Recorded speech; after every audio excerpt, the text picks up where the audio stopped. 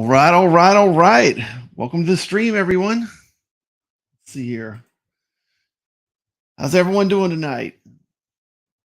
Just a little stream. Wanted to share this. This is something I got from the Houston Gaming Expo. Got to meet Todd Tuckey, very cool guy. Got to hear him speak. He shared some of his stories about what it was like, how he got started on this whole arcade journey. And I was right there to get it. So let's check it out. Here we go.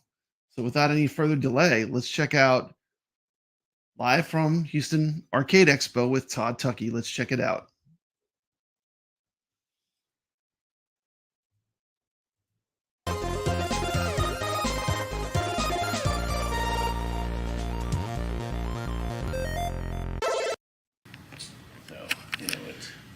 The bug was, getting a new game.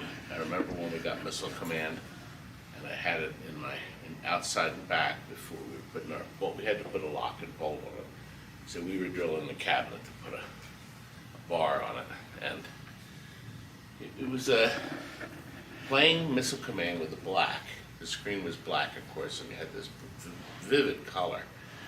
And my brother and I used to, mention when we went to bed that night, we could see the missiles and the ships in our head, because outside in the dark, it kind of just eats into your eyes. Absolutely. And Missile Command was one of the first games to be 50 cents a play. And that was a lot of money back then? Yes, and that didn't last long.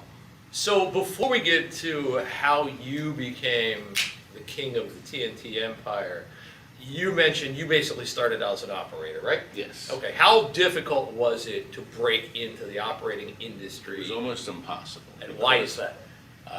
The big guys had contracts and accounts tied up, and they were willing to give gifts. So the 7-Eleven guy, to have his stuff at the 7-Eleven, the guy said, look, I'm going to put my games in, I'm going to sign you to a 1-year, 2-year contract.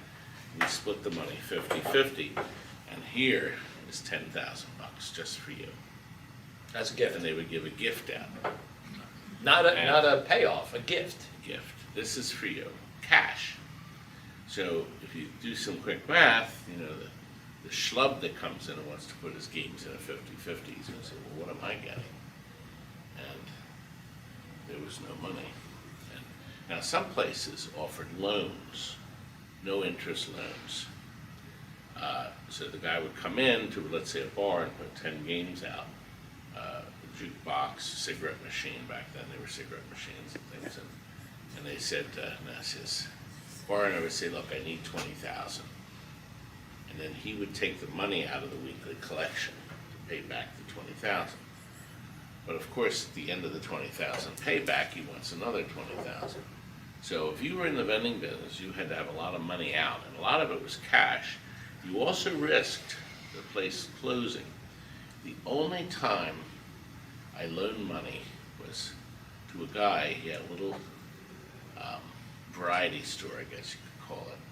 He sold soda and candies and stuff, and they shut the electric off. So we needed $600 to turn the electric back on, and I loaned him the $600, and I was going to take the money out. We were grossing $200 a week, so it would take me 6 weeks to get the money back.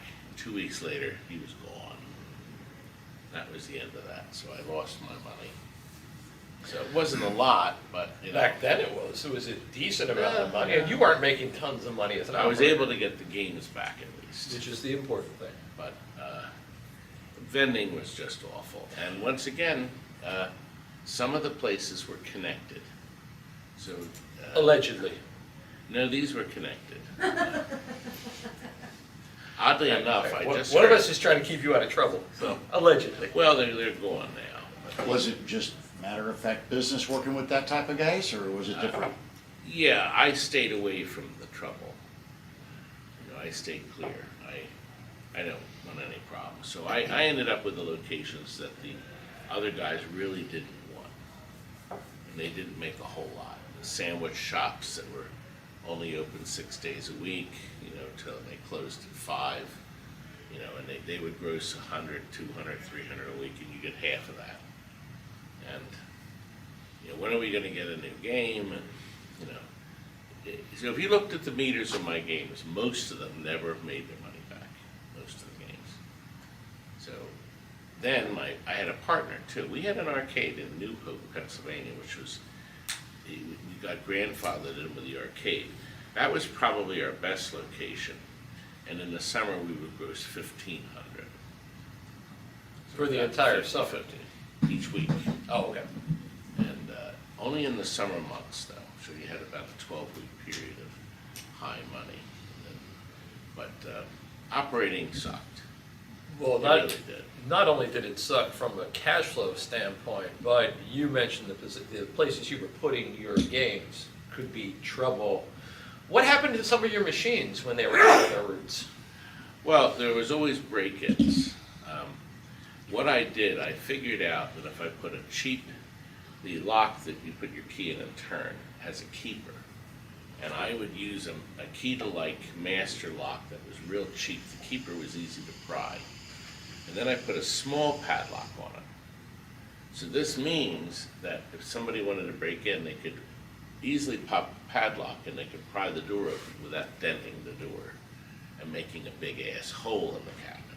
These other vendors would put these big thick bars and things, and they literally ruin the game to get in there because they mostly hit the machine after closing. They would break into the store, rob the store, and then rob the games. And we had a swim club where they didn't break in the games, they peed in them. Right through the coin slot? Yes, right through the coin slot. And next day, you know, when we went to do the collection, there was water in there, but it wasn't. In the cash pad? Yes, it wasn't water. And what do we do when someone pees on the quarters? Well, first of all, you're pretty sick at the start. But in this location, we dumped all the money and the piss into a slop sink and soaked it and washed it, and then we dried the coins and then ran it through the counter. Was the cash pan completely full?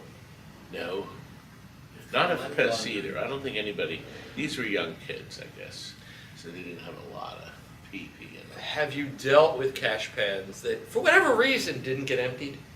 Yes, I sold a Miss Pac-Man, one of the few brand new games I sold between 79 and 84 was a Miss Pac-Man. You had to have it. It was a little row house in northeast Philadelphia. And he paid, I think, I tacked on $400 or $500, so it was like $31.99, a brand new Miss Pac-Man. And he called me up a few months later. It wasn't long. They said the game won't do anything, it's frozen. So when I went out, I opened up the coin door, and the quarters literally fell out. So what had happened is the coin switch got stuck, and it freezes the game. And Because it was full of it quarters. was full of quarters. And the Miss Pac-Man cash pan holds $550 in quarters. How do you know that? Because I counted them. By hand? He said, I'm using it as a bank to pay it off. I said, well, you got back a sixth of your money. So it just has to keep putting coins in. I always thought that was kind of funny why you put quarters in. But that's what people did, you know. It was like, as they said, a bank. Most places, when we deliver a game and we do a bank, or a setup or something like that, we tell them it's really best not to do quarters because your quarters will disappear. Now, if you have games at home and you're the kind of person that thinks it's kind of neat, you have a bowl, you have quarters here and there. When you finish up for the night, you're probably not going to have all the quarters, even if you empty the games. You know, the quarters have a habit of just accidentally going into pockets and things. And then usually 2 weeks later they call me and say, how do you make it free play? You know, or something like that. They lose the attraction of the quarters. Now today, there are arcades, as you know, flat rate arcades opening, and some are closing, but most are opening. And half of them are flat rate, but no more than that. But there are people running quarters still and tokens, which I think is a big mistake. And the reason is the customer, you make more money. So let's say you have 60 games in a room, and they're all quarter driven. And maybe you have one or two that are 50 cents, but let's just assume they're all quarter. Even the pinball machines. If somebody walks in the room and they spend an hour and a half in the room, when they leave, if you were to check, if they were the only ones there and you checked all the quarters, you probably got $5 out of them, maybe. And they're done. They're not coming back. They're for the day. They're finished. But if you charged them $10 for an hour or $20 for all day, they would still only say maybe for 2 hours, and maybe they go out and have a sandwich and come back for half an hour. But they would only play about $8 worth of games or $9. But they would perceive they got their value, their money value. And you would have a 10 or a 20 in your hand, and they would have gotten their value because they could try any game. So maybe they could go up and play an odd game they haven't seen for a while, and we're never really good at it. And they play it 10 times at a quarter. That's $2.50. But they could take their time and realize they don't have to put another quarter in. And the perception is that they're getting a good deal. Now, I was the first one in the country, I think in the world, to start the flat rate arcade in '87, when I offered the parties at my place. Pay one price, and the whole place is yours, 60 games. Everything's on free play. Then I have little stuff on the wall. There's a lot of things to do at my place, for any age. And you do whatever you want. When we first got, in 1989, I actually bought several brand new games. Brand new, and they never went out to be vended. I bought a dance machine. Which is still When there. I started the parties. Now I changed it, the 8th mix. Do you know that it wasn't the dance machines was a disaster when they came out, and they Some stopped people would making say they them. still are, by the way. They stopped making. If you've seen some of the people on the dance machines, I mean, Well, they stopped making them, I think, in '94, '95. Probably right, yeah. That was it. And then it got a big resurgence. So the next brand new dance machine was 2007. It was called Dance Supernova. And I think there's a Supernova yep, there here. is a Supernova here. Yes. They only made 175 of these machines for the world. That's it.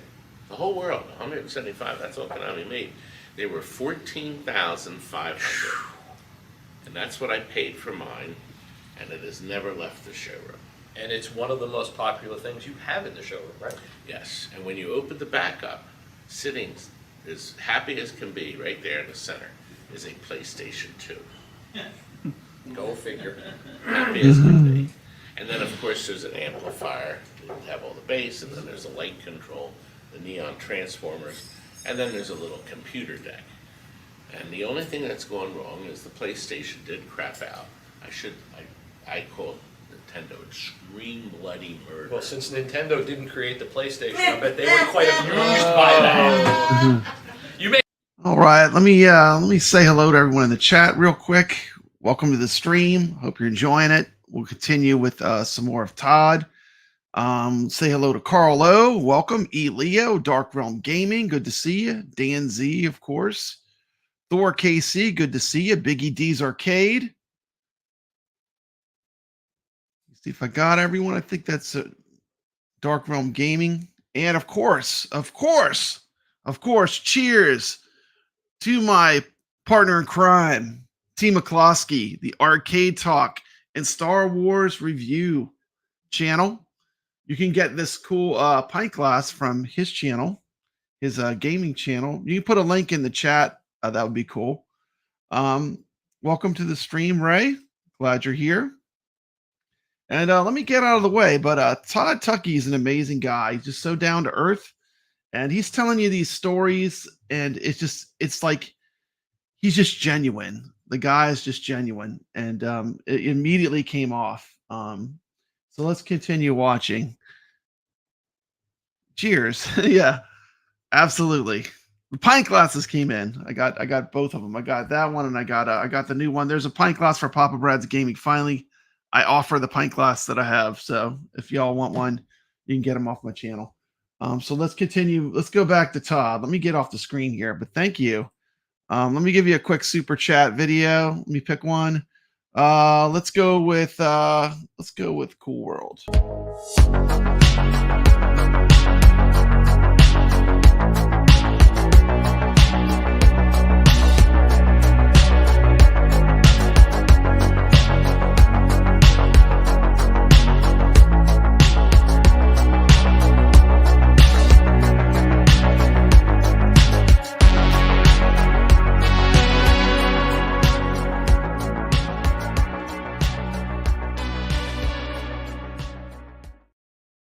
They have Did called you like that? Sony PlayStation Division, and they hung up on US most And I people do. used a rotary phone. Of course.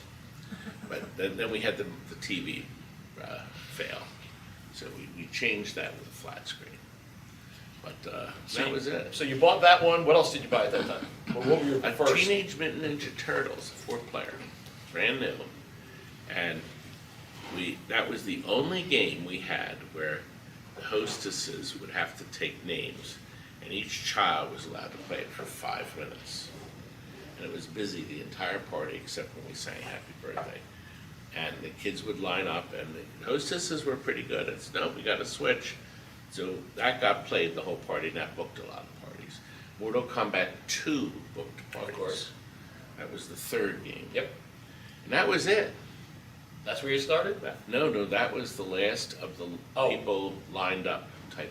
There you go. People lining up for games. Only 2 games. How incredible is that? I mean, this is as real world as it gets. You heard the 2 games: Teenage Ninja Mutant Turtles and Mortal Kombat 2. Pretty cool. He's going to give you a lot of insights about what it means to be in this arcade business. It's just his knowledge is beyond compare. Thing Gotcha. where they had to wait, and that was it. And now, I hope you're enjoying as much as I did seeing it live. Changed it. Now I want to play hide and seek. And you have holes in the walls Yes. and tunnels. Why don't you tell So- me a little about the tunnel. Tell me a little about the layout of TNT. Well, we took over an office building when I bought the building in '86, which was a very wise move when I purchased the building. And we just took all the doors off the offices. And I was approved in Pennsylvania, the fire code. I can have 1 to 50 in my facility. At 51, everything changes. The doorways have to be bigger. I can't have the little aisles. Everything changes dramatically. So I said I made the party room small on purpose so I wouldn't be tempted. So TNT, the layout of TNT, you have the showroom in the front when you walk in the door. It's a number of rooms. There's 6. Hello, Goofy. Six rooms. A number of rooms, and then you walk into the back, and what you're talking about is the kitchen party area. Right. Now, how many parties have you done over the years? Over 25,000 parties. And I can So- tell you, on weekends, the place is booked, open to close. It's It's on average. Weekdays are no longer booked. We used to have waiting lists because we could only do 2 parties really on Monday through Thursday because of school. And then we could do 3 on Friday, 5 or 6 on Saturday if they wanted a 9:15 to 11:15 at night. And then 4 or 5 on Sunday because it's school night the next night. Most of our parties were kids' parties at first. Now that has since changed. We're doing a lot of adult parties. We also offer for free a tour of TNT. As long as they have they're prepared to trip and fall. They've paid their hazard insurance. And no one's We tripped walk in, around our well, place. okay, that's not true. Somebody just tripped a week or so ago. Yeah. That's a side story. That was a good one. The security cameras caught it. So. But the kids now have changed. I'm sure you've seen it. Now we have some kids here. The kids are our future. If we don't get kids involved in pinball and arcade games, Okay. we're really in trouble. And because I don't want to become. I remember a friend of mine collected console radios from the 30s and 40s, and they summed it all up. They said this is an old man's hobby, and there's no new people that want to do it. And we don't, of course, we don't want that to happen. We have different people that play pinball. We have the people that play it to compete, but they're different than the people that play it casual. And the ones who want to own machines. And the ones who want to own. The people that play it to compete don't want to own anything, and they just want to play. So there's, and that group has been growing, especially women. There's a lot more women involved, because pinball was never for women. They didn't want to go near it. My wife still doesn't want to play. She doesn't know what the buttons on the side are. Well, it's also because you're there and she wants to spend as much time away from you as possible. Yeah, I know. The only thing she'll play are the touch screens and Pac-Man. That's it. But she has no desire to play. No. So you're absolutely right. I mean, trying to be as inclusive as is possible as far as arcade and pinball is really important. We saw that here in the Houston Arcade Expo. Has done a fabulous job of that. But you've also done it in bringing. Come on now.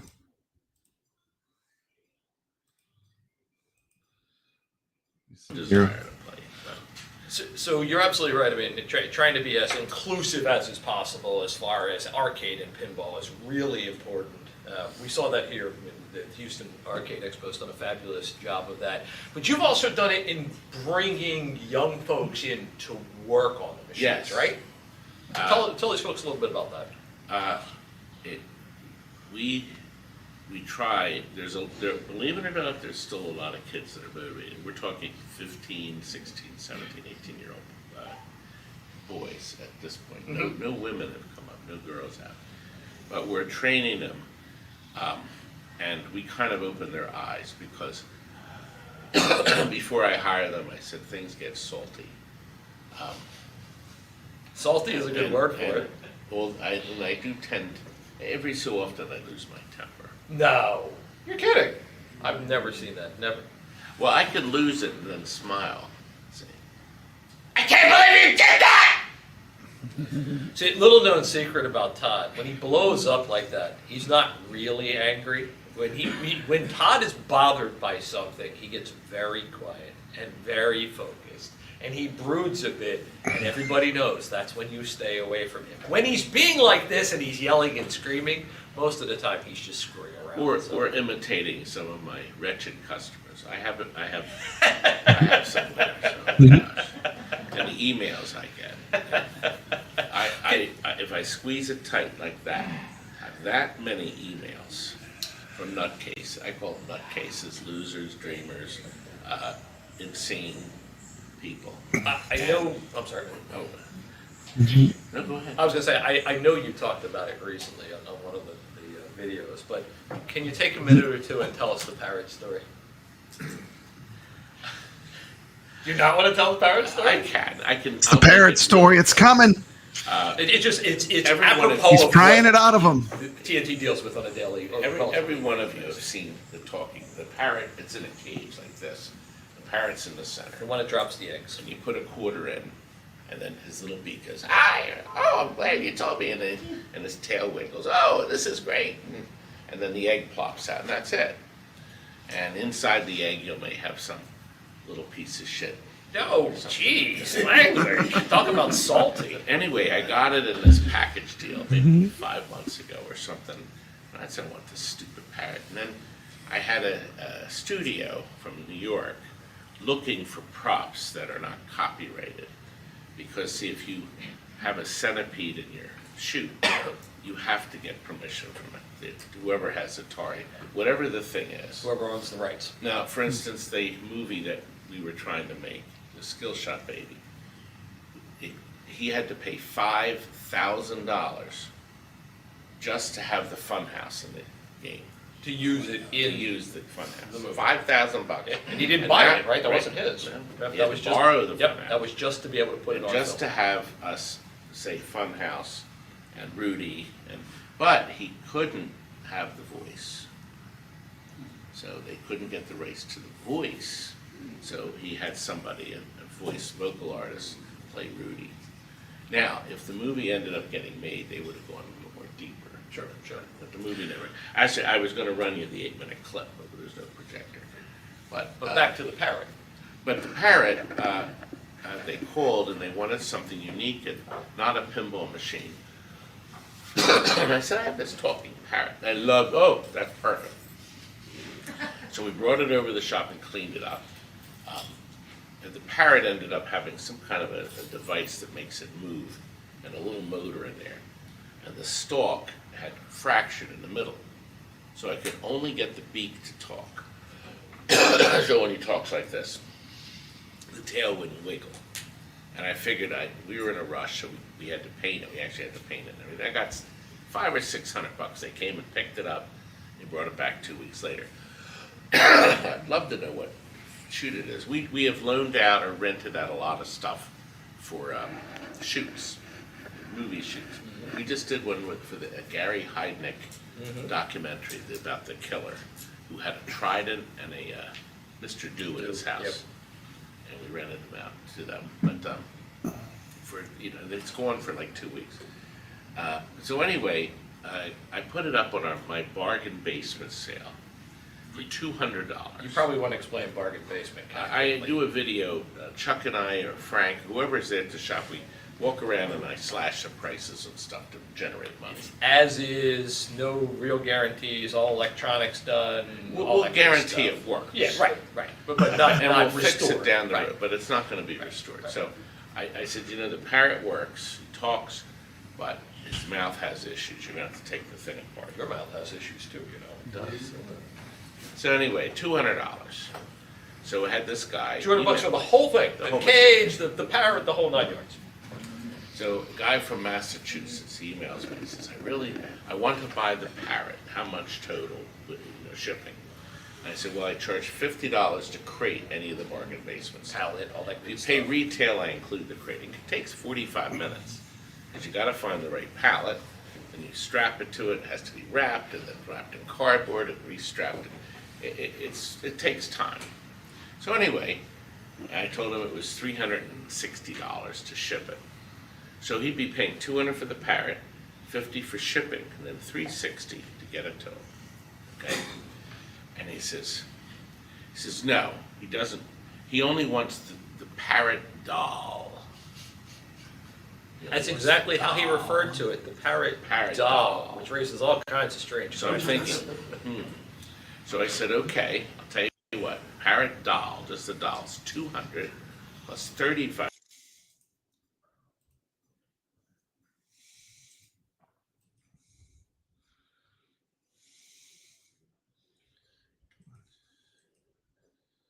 it doing?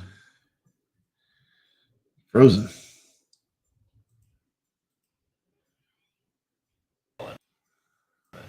Parrot doll. What am I going Sorry about to that. do with that? So he says, I'll give you 110 shipped. What's that? Yes, Kind of that was very nice. So now I'm going to have to take this apart and take the doll out, put it in a box, and ship it to him for $20. And keep the So I'm rest going of to it. get a big fat $90 minus all my time. And you're gonna have a cage that has no birding. Yeah. So I said, no thanks. I said, that's sort of like saying, I want to buy your car, but I only want the front seats. And what you sell me your car without the seats? Just the seats, and you can keep the car. Exactly. So, he didn't get that. He didn't understand. So he came back to me again, and he says he really needs it. He really wants it, but he doesn't want the cages. So you can drive down, load it up, and you can take the parts out and sell them. And I didn't hear back from him for days. In the meantime, another one of my customers said he wants to come down and pick it up, but he can't come down until December 3rd, or some Sunday on December 3rd. But he'll give me the $200. So I said, sold. Yeah. Well, anyway, the guy just got back to me, I guess 3 days ago, and he said he's now willing to give me $400, including shipping, for the. Oh, come on.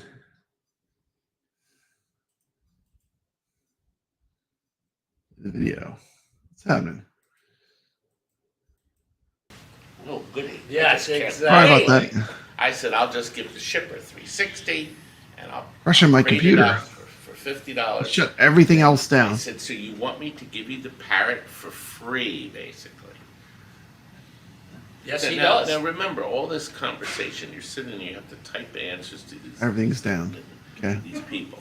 But let's be honest, you enjoy the back and forth because I've seen you. I've seen you sit in front of your computer terminal. Just you can't wait to go back to With these the two folks. exactly. Exactly. Pants down at my ankle. Okay, but that, they didn't need to know that. Just typing away, you know. So, people, now of course I had the wonderful pleasure of emailing back and saying, I'm so sorry, but the parrot is sold. It's the little things in life. I did not hear back from Mr. Boaz. He called, his email is Boaz. At Boaz Square. Boaz. Well, hopefully he is gone, and I know you have dealt with a number of difficult customers and shall we say unusual folks, but you've also got a huge population of kids who had their parties at your place, who've grown up and their kids have had their parties at your place. We're second generation. And sometimes third, the grandkids are there, I mean, depending on the age of the folks. And one of the reasons I think for that is that you make birthday parties kind of magical. If you don't know, one of the things Todd does, and one of the things that he's passionate about, in addition to the pinball and arcade world, is movies. And you started very early on showing cartoons at your parties, didn't you? Yeah. How did that come about? I collect film. If you follow me, I have another life. So, and that's about it. Just the two lives. But we collect real film. The two you can talk about in So public. I am into 16 millimeter film, which is what you used to see in high school and auditoriums and stuff before videotapes. How many films do you have? Well, I'm down. I had a problem with the FBI. I actually ended up being I didn't know you were going to tell this the story. last case in America with Wow. copyright issues. And I was the final case. They said they were never going to pursue the copyrights again because they realized that there's people that rent and copy and distribute illegal copies, and then there's other people that purchase retired prints and collect. Yeah, you saw correctly. Literally 4 collect. Tron joysticks A lot on of that you- Tron, there was the a Tron light cycle big game. collector, Roddy McDowell, 4. and he had a problem with the FBI because he had collected all these films. None of the films were stolen. See, if you have a stolen film, it means somebody goes in, breaks in to a place, and takes the film and then drives away. But if the films are thrown out, which they were, I would get a call from our local station. Somebody there says they just threw out Gilligan's Island. The whole island. The whole one, all 75 episodes, they're all sitting in the dumpster. So you put the truck in gear and you're driving, Just like that. and then you're pulling the films out of the trash. That is trash. Would you not say that's trash? It's been discarded. It's probably legally considered to be garbage. Yes, and that we had issues like that. So if it gets thrown out, it's been written off. It Discarded. is no longer a viable thing. So if I went in to the Marriott's dumpster and Like you took did out, last night. for dinner, and I took out unopened food or whatever, it's been thrown out. They've written it off. Right. It's been just tossed. As a matter of fact, I'll bring back an interesting thing. I went to my distributor, Eastern Music. It's a wonderful man there. He was very good to me. And it was 83, 84. And we pulled up with the van. I had a worker at the time, Kurt. I think it was Kurt. Who is still there. Robbie. Kurt is my longest employee. He started working for me in 83. Somehow he's still there. He's still there. I have to call him to wake him up in the morning, so. Sometimes in the afternoon. Daily. And then, yes, it's time to Kurt come in. enjoys his sleep. He loves his bed. So anyway, I went to Eastern Music, and there was a big dumpster. And I backed my van up because we were picking a game up. And I looked in the dumpster, and you could see it was an open dumpster. And there were brand new monitors in it. Oh. Atari XY black You're and white throwing monitor. away. There were the Geo-8s, Arcade monitor thrown away. Star Trek, all the Sega games, Space Fury, thrown into the dumpster. There was a barrel of brand new marquees. Oh, Quantum, this Pac-Man, everything, tons of them. Overlays, hundreds of control panel overlays. Everything was going in the dumpster. And of course, wait. So we started pitching the stuff. I didn't take the monitor, some of the necks broke. So I kept all the monitors that the necks didn't break on. The Atari black and white vector games had a cage around it to protect the tube. Yep. And I got tons of brand new parts, just tons of them. There were ramps. There weren't bad. many because there was not. They were cleaning all their parts out because they were not going to keep parts for old Stern pinballs anymore. They were done. They had enough. They weren't going to keep Asteroids control panel over. There's nothing. And I just got tons of them. Marquees, stacks of marquees, brand new with the backing still on. yep. And so I got everything out that we could, and I felt really bad. So I went up to Phil in his office. Because now remember, this is all going in the dumpster. I said, Phil, let me give you a check. I said, all this wonderful stuff. I said, and he says, I remember he shook his head and he says, Todd, if it's in the dumpster, it's trash. You don't have to pay me anything. So I'm glad I gotta pause it just for a minute and give a shout out to Thor KC with a comment to one of my favorite classic arcades that I never get to see, and it doesn't get enough love. But yeah, Star Trek, the vector game, is fantastic. That is one of my favorite classic arcades. A very rare game. I don't see it frequently, but whenever I see it, I play it a lot. I asked because I would have felt really bad, but they didn't even make an attempt to sell any of this stuff. So I framed the marquees, dozens and dozens and dozens of them. Yep. Back then, in the old days, it was only $20 to have a nice wooden frame put in it, sealed in paper in the back and a hook. The picture frame was only charged $20 back then. Posters, I had tons of posters for old Atari pinballs and all this shit. I had them framed. There's that that was word, more because you had glass. You had to put glass in the front. But and they're still hanging on the wall. That's how I outfitted my showrooms. We hung up all the stuff that we had gotten, and most of it was brand new. I will tell you a story of one man. I don't think I've shared this one before. A man kept coming in to purchase every Friday. He got his paid money, and he would come in and want to spend $200 or $300, and he bought a brand new marquee, a brand new overlay, and he would come in and look at the list and said, I'll take the overlay and the marquee, and then sometimes we had the monitor bezel, but very rare. Gotta So worship he'd the buy wood grain. overlay for crossbow, and then he'd buy the marquee for crossbow. And then I said, okay, that was $60 or $70, whatever. And then he would buy, I actually had a quantum, that's why they came up, a quantum overlay and a marquee. I said, that's $100, because it was glass. Right. And then every week, and I have $300. That's good. $300. Now, that's back in the old days. So that would be So that was good money. 89, 90, 88, 90. That was good money. Yeah, it was really great money. So I made the big mistake 1 week after maybe 6 weeks of this. Made an incredibly horrible mistake. And I said to him, he's giving me the money, I said, my goodness, you must have a great collection of games. And he says, no, I live in an apartment. So of course I did the usual, what are you doing with these?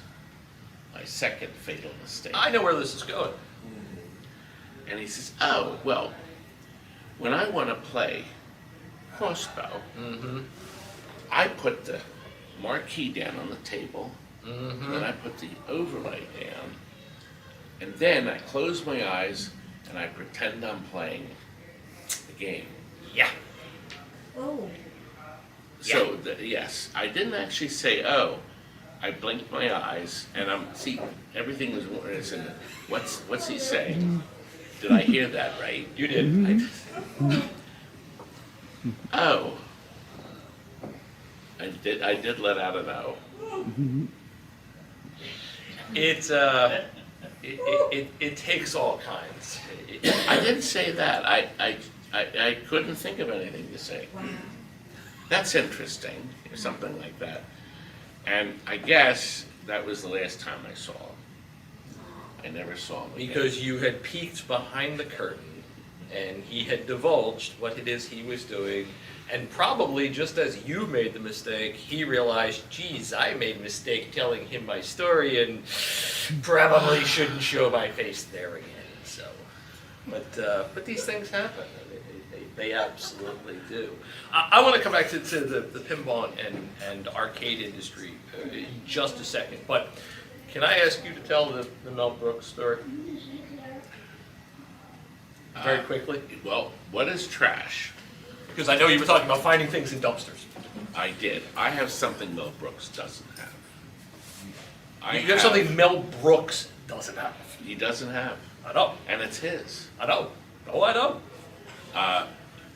In the old days, when you shot a movie, you had the camera that had film in it, just film. And then you had a separate man sitting on this big moving rack with tapes, reel-to-reel tapes, that recorded everything. And that's what the clapper's for, because the picture's on film and the sound's on tape. Now, after they finish the shot for the day, they may do 5 shots of scene 2.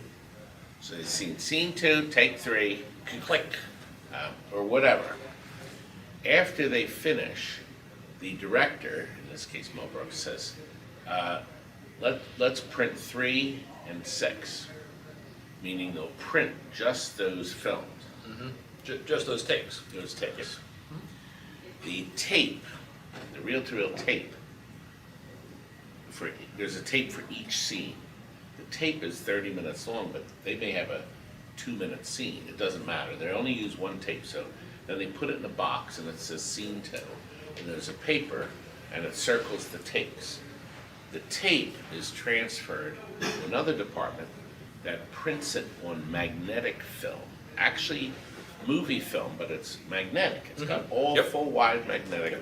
And then they edit the sound from the magnetic tape, not from the reel-to-reel tape. And then all the tape from the movie is discarded. That's the end. They're done because they transfer everything they want. Now, I don't know if they transfer the entire tape or just the scenes he wanted, but who knows.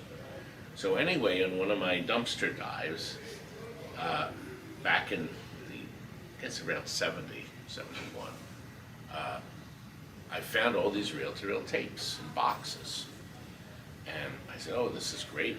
You know, the price is Real right. tapes. Woo. I loaded them. Let's pause it for a second. Let's see. We have for Labyrinth, how many inches is that scoreboard underneath the marquee? I'm not sure. I did get a chance to play Labyrinth. I played, I think, like 5 games of Labyrinth while I was there. And I have to say, it's an amazing pinball. It's as good as any modern Stern. I'm just going to leave it right there. I mean, it's as good as any modern Stern. So it was a lot of fun. And they brought a lot of tables. I want to say they brought maybe 5. It was quite a bit. And, you know, they came prepared to let people play their game. And that just shows what a great game that they had made. So cheers. Barrels of Fun. You did a great game. It was awesome at the show. Got to play it a bunch. It's a great game. If you ever see it, play it. It's fantastic. In the car.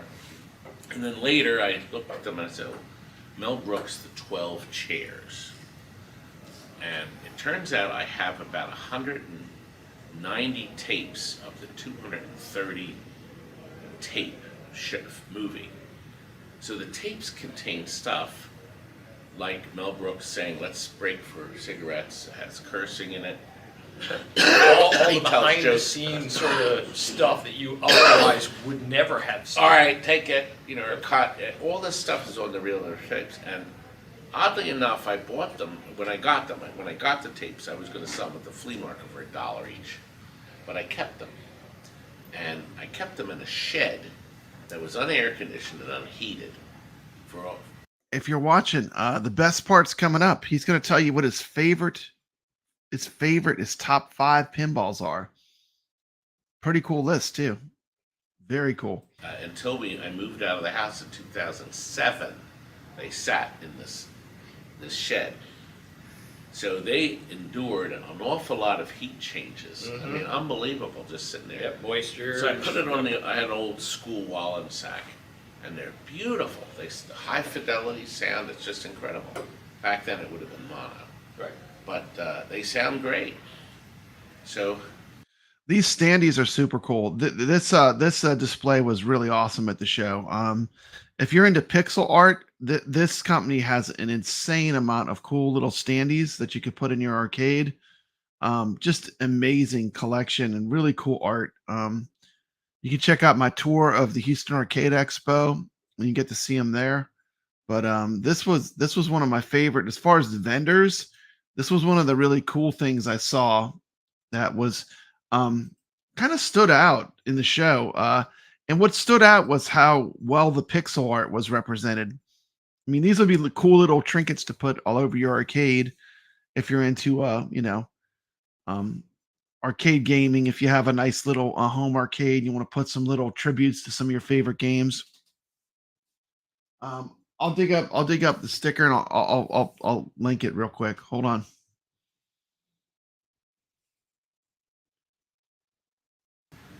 my plan was I had somebody sitting and listening to them, writing down stuff that we could use clips from, is possibly offering them back to Mel. I got to do something soon if we're going to do anything. Say, He's if I getting, could meet he's you getting in a bit, he's person, getting a bit old.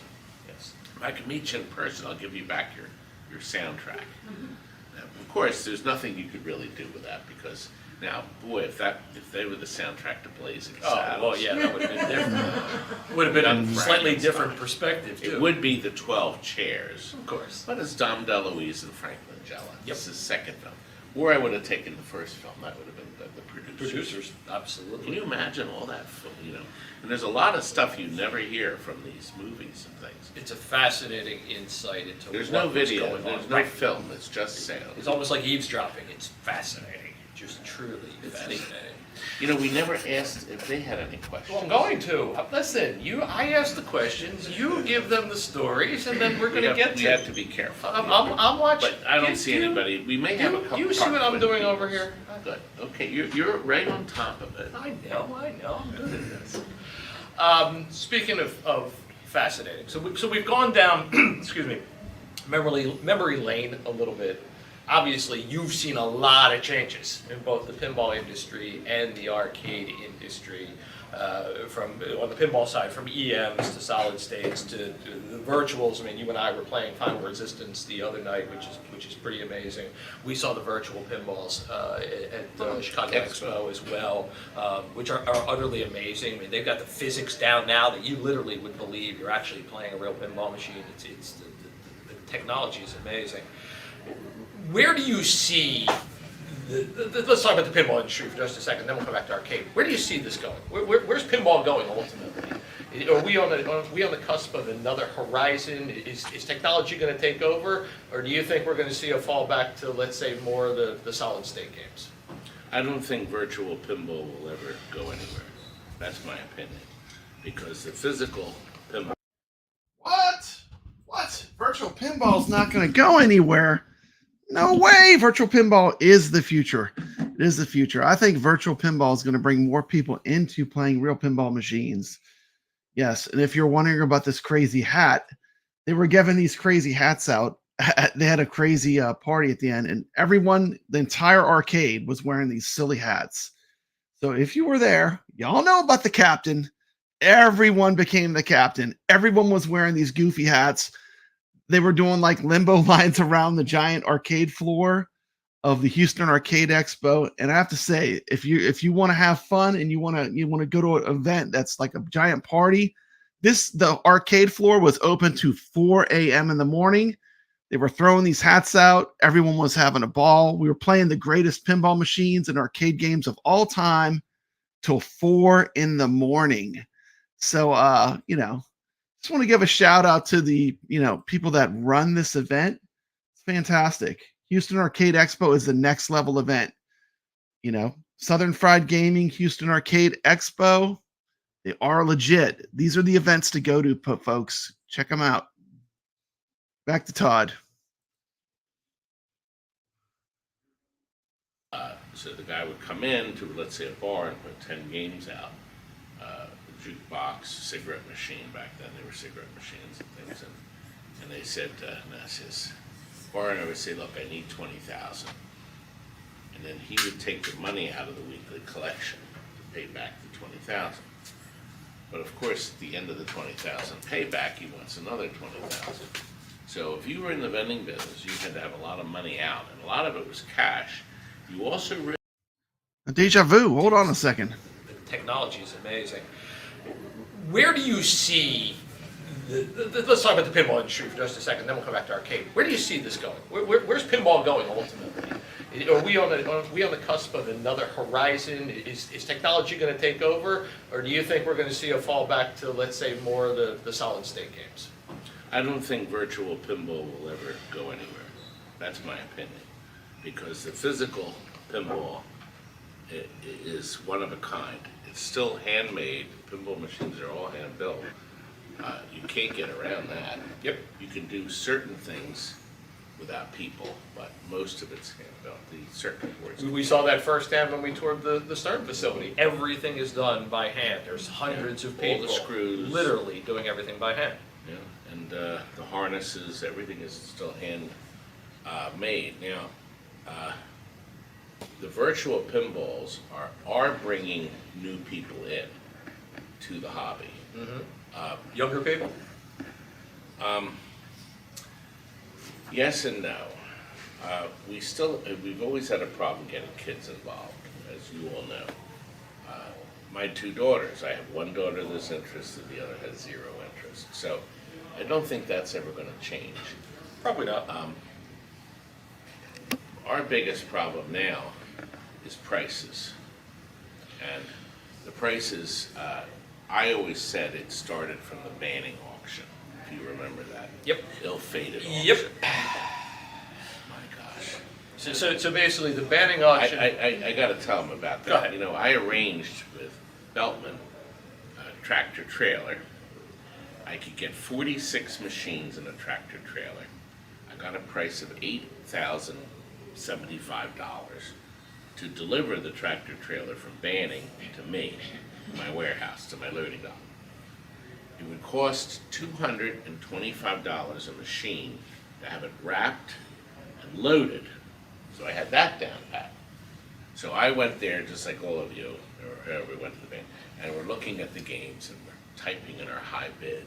This was all Close online. Encounters. I said, well, I have to calculate the $225 to pack it, and then the cost of 46 games. So I have to add that into the price I'm paying, plus the 15% or 16%. Mm-hmm. So I said, you know, I could go up to $850 in the Close Encounter. So, and see, you know, there's an Elvira. Now, brand new, it's $8,000. So, you know, I could probably go $5,500 on that.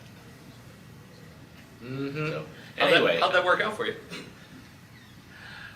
I didn't get a single one. And why is that? Well, when Close Encounter sells as is, As for is. $3,300, and then I calculate the extra one, $4,000 for Close Encounter, and then, as a lot of you discovered, these were not museum quality. There were a few, but most of them had rat's nests in them, and wires cut, coils hanging. They needed work. Boards missing. I mean, these things were a mess. And I'm sitting there when Elvira went, what was it, 15,000? Yes. Yeah. I said, what for a used For one? a It's like used Elvira. Now, this is the new Elvira, the Stern one. They Right. actually had a couple new ones. Right. So that my auction, I was crushed because I went to do all that effort, and I'm thinking, oh, I'm going to get some pinballs to sell. I wasn't going to get any pinballs, and as all of you know, that's when everything went nuts. Yep. About 3 months later, Stern literally went nuts on the pricing. Yep.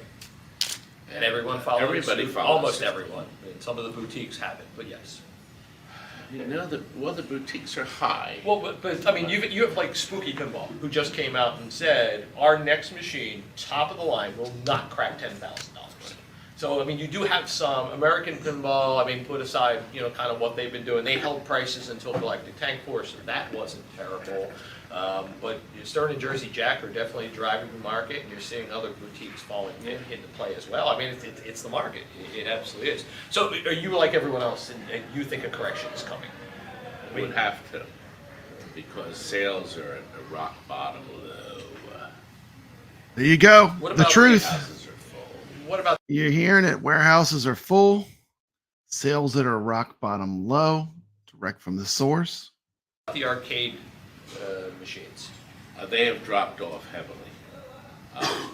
Certain collectible games have held their value, but for the most part, everything has skidded. I guess that's a good word. I think that's fair. That's skidded. So I've sold over 35,000 machines now. There you go. 35,000 machines. 35,000 machines. I think the guy knows what he's talking about.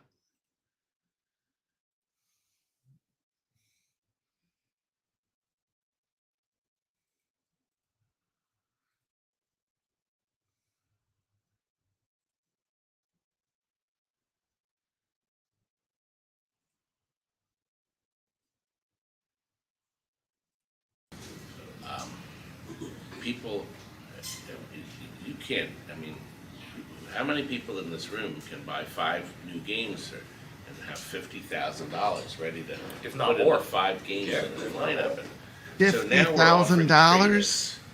For the first time, my distributors, Mike Dodona, one of Automated. the services, a wonderful man. You can call him direct too, and you can pick That's it up one of from the- TNT. We can arrange shipping, whatever. That is one of the great things about virtual pinball. It's a very affordable way to get into the pinball hobby, and it is the gateway drug. Like I hope a lot of people get into virtual pinball and they discover these great pinball machines. They get VPX, whether it's through playing it on their computer or playing it on a At Games Legends pinball, or even the new pinball they're coming out with, which will be 4K. It's going to have a lot of upgrades, and I'm excited about.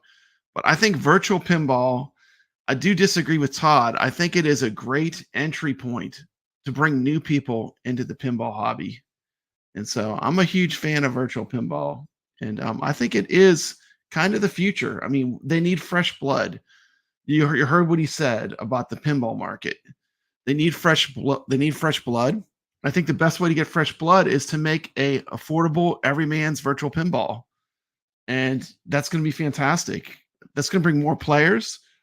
And let's be honest, I'm an arcade gamer. It's about competition. Like what I enjoy is playing in a tournament against people. And that's a lot of fun. And, I hope At Games fosters that in the future. So I hate to interject, but I had to say that. And let's go back to Todd. Thank you so much. And he's at So we're kind of pinballs.com, right? partners. Yes, pinballs.com. And he, for the first time, is having an open house. First Saturday in December. December 2nd. So I'm going to drive up. It's about 3 hours from TNT. I'm going to be there. And he's going to offer trade-ins, really great money for your used games toward brand new ones. Because he's got plenty of brand new games to get rid of. You got to adapt. You got to Yes. do what you got to do. Speaking of doing what we got to do, I see that the Hart twins and the Wolfgang twins have walked in, and especially those guys pounded And it's me into the Wolf. table. I said it with a V. You have I to said say it with a V. I They did. you get pissed off if you say it with a W. We can't have that. So in the couple of minutes we have left, anybody have any questions for Todd? It was supposed to be a Q&A. We did a Q&A.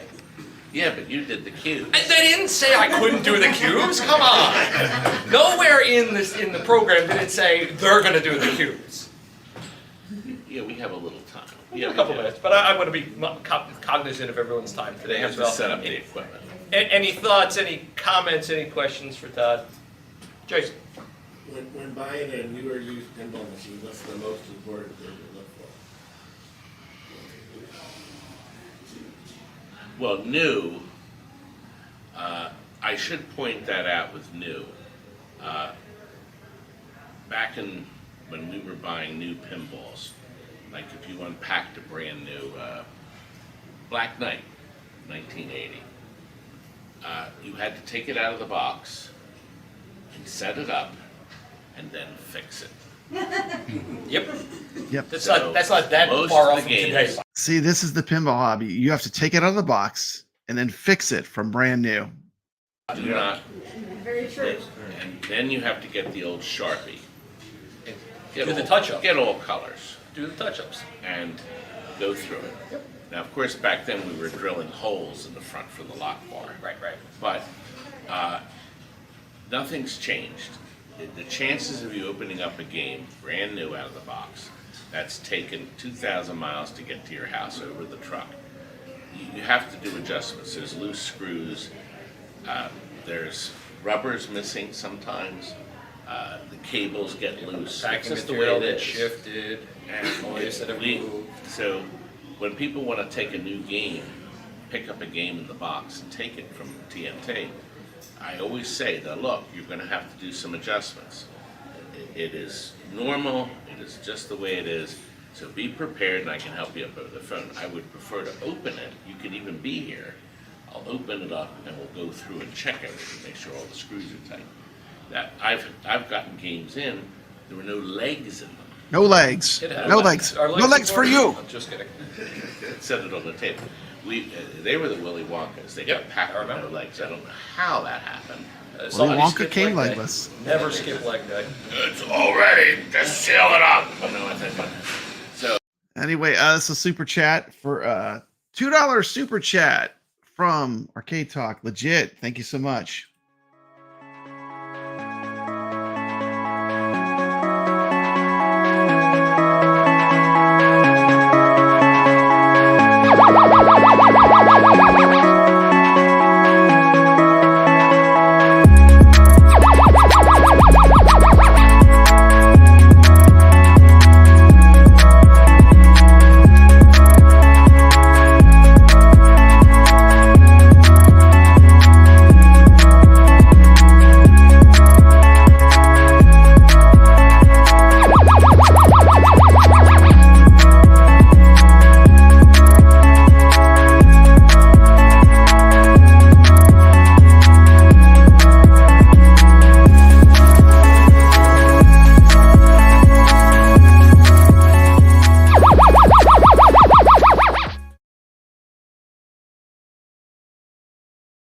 it's always best. So used, you look for rust and water lines. Yep. There were a lot of flood games. Yep. We got a wow. We got a $5 super chat from Jason, Little Alien. Thank you so much. Appreciate that. I'm gonna give you this one. Let's check out this one.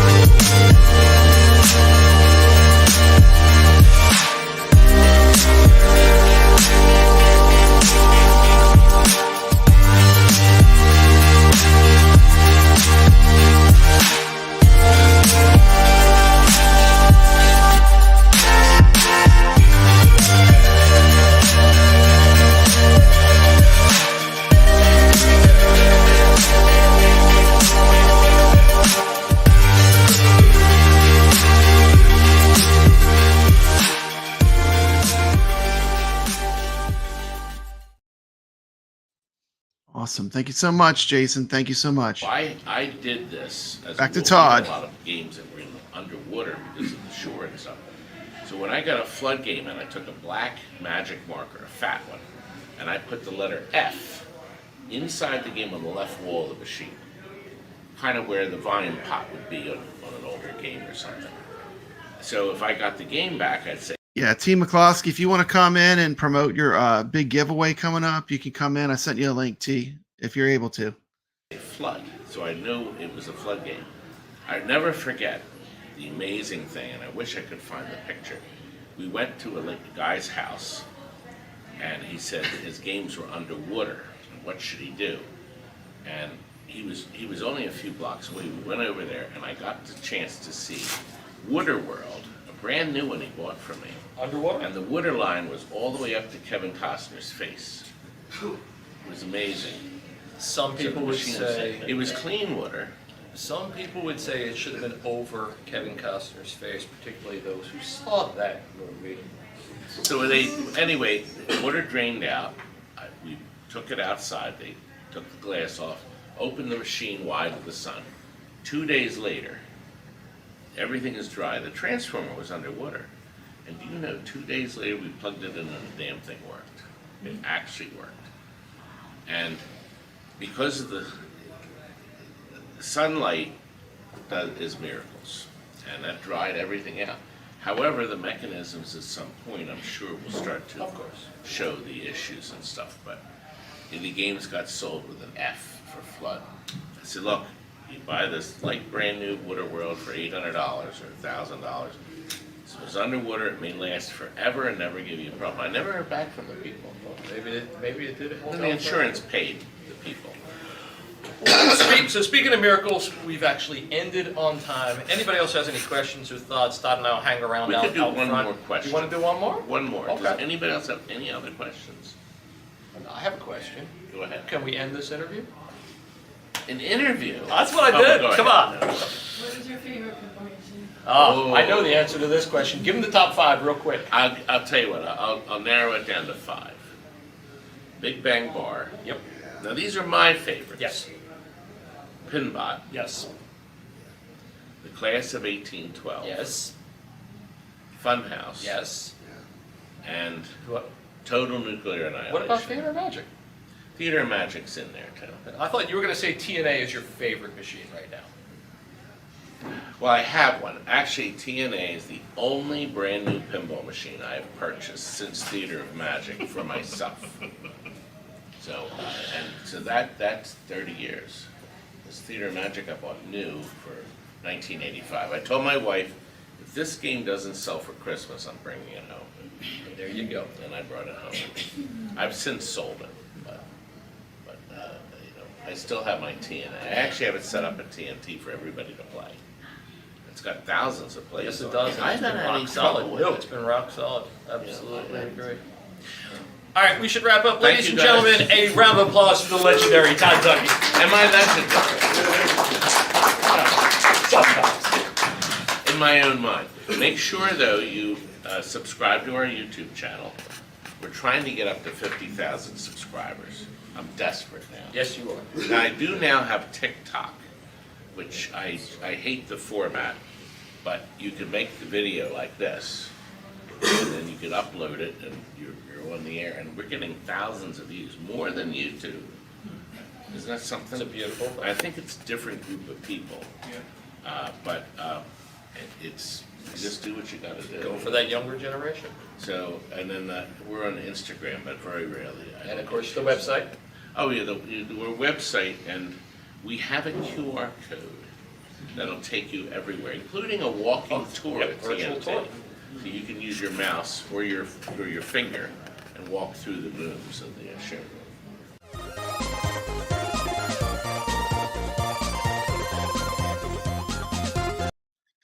Of course, a huge thank you to Todd Tuckey. Guy's a living legend. It was great to witness him talk about some of his stories from his amazing career with arcades and pinball. And, you know, if you ever get a chance, go to the Houston Arcade Expo. It's a great event. I'd like to thank everyone for joining me for a pop-up stream. Yeah, Jason, me too, man. I'm too old for TikTok.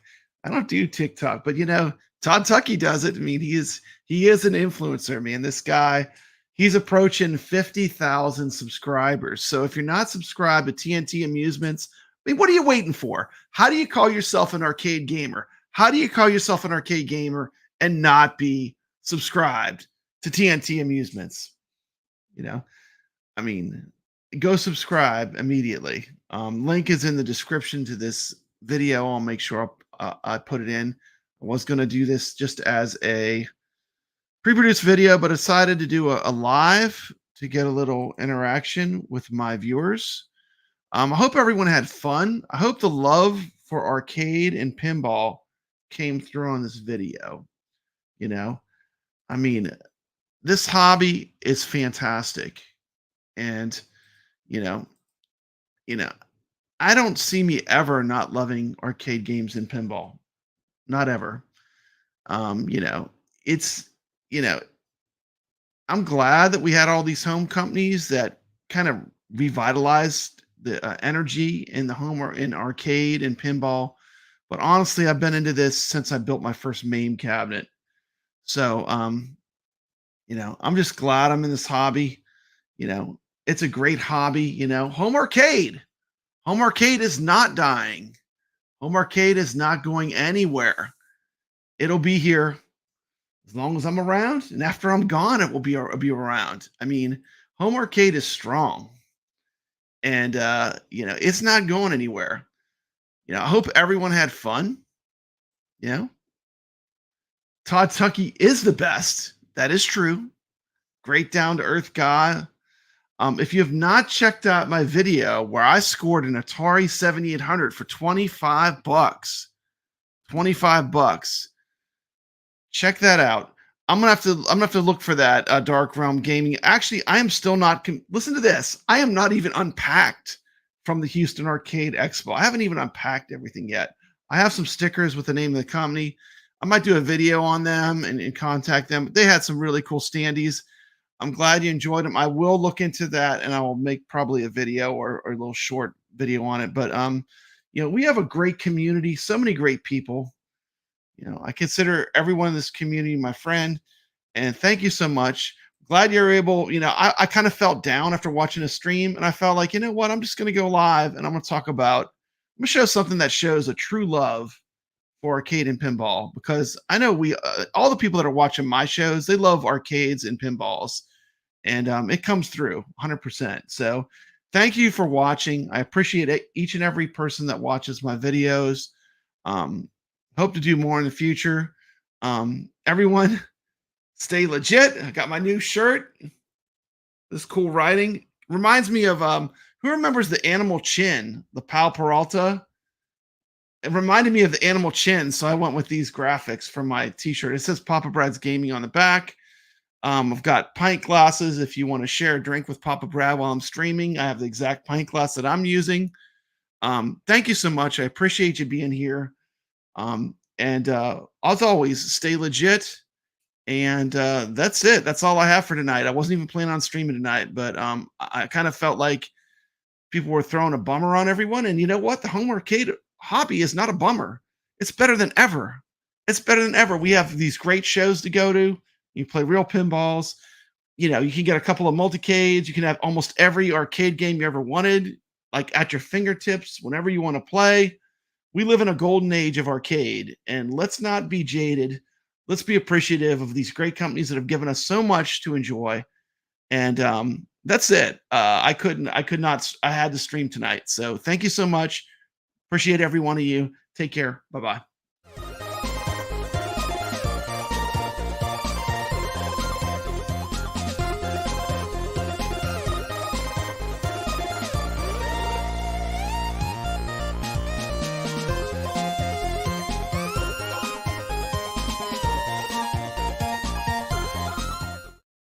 Wait a minute. Hold the presses. I never get super chats. Here's a super chat for $9.99 from Leo. Thank you so much. Thanks, Papa Brad. Perfect late night coverage video to watch eating pizza before bed, bro. Thank you. I mean, who doesn't love pizza? Pizza's amazing. Thank you so much. I've got Goofyfoot showing his love. He's been a member of my channel. Goofyfoot was one of my first subscribers. I appreciate you. I'm so glad to have you watching my content. I mean, one of these days, we're going to meet up at an Arcade Expo, and we're going to have so much fun. If you see me, just come say hello to me. I did meet some really cool people at the show. I'm not going to dox them, but there were some cool people that came up to me and introduced themselves. I do appreciate the people that did that. Thank you so much. And as always, stay legit. I just blew my intro, but I don't care. Thank you so much. Appreciate it. Let's end with a super chat video. And let's go crazy. Let me do one that I haven't done in a while. Let's do the gun girl. Here we go.